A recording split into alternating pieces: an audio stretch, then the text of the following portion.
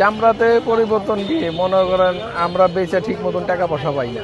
আর চামড়া যে হিসাবে মনে করেন সরকারের রেট দিছে বা কি নিয়ে আমরা আর বেশি এর মধ্যে মিল থাকে না। লবণ দিয়েও আমরা হয়তো কোনো সময় লসের ভাগিদার হই বা কোনো সময় যদি লাভ হয় তো হয়, আবার কোম্পানিরা বছর বছর টাকা ঘুরায়।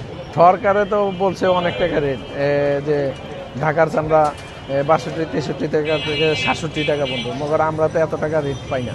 আমাদের ব্যবসা এখন মনে করেন এই যে চামড়া 800 850 গ্রা মানে এখন কিনতেছি। চামড়া বাজারটা এখন ভালো না, দাম কম লাগায়। আমরা ফইরা মানুষ মনে করেন দুইটা চারটে 10 টাকা নিয়ে আসি, দাম লাগায় কম। 3060 টাকা ফুট দাম দিচ্ছে, তো আমার তো মনে হয় 30 টাকা ফুট আমার করতে নিতেছে না।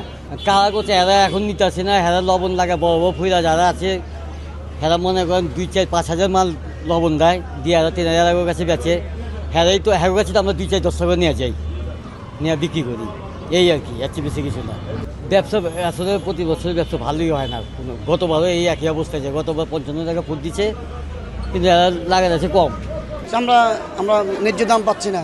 200 টাকা, 250 টাকা, 100 টাকা বলে চামড়া পার পিস, বড় বড় চামড়া। এখন ব্যবসায়িকরা সরকারকে দায় দিচ্ছে যে সরকার ব্যবসায়ীদেরকে লোন দিচ্ছে না, এই কারণে অর্থ নাই দেশে, লবণ সংকট, বিভিন্ন অজুহাত দেখাচ্ছে আমাদেরকে।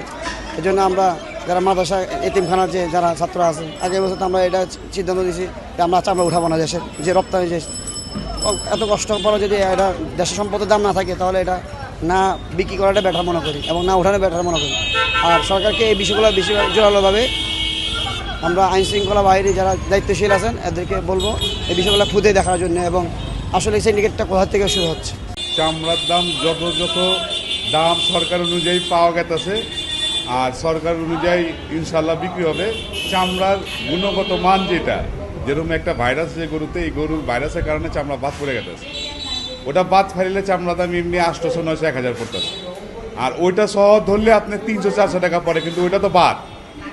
এখন ওইটা অনেকে ধৈরা বলতেছে যে আমাদের লস হ্যান ত্যান, কিন্তু আসল কথা ওইটা একেবারে ফালা দিতে হইতেছে, ওটা কোনো বিক্রিই নাই। ওই হিসাবে মালের দাম ভালোই আছে, কোনো খারাপ না।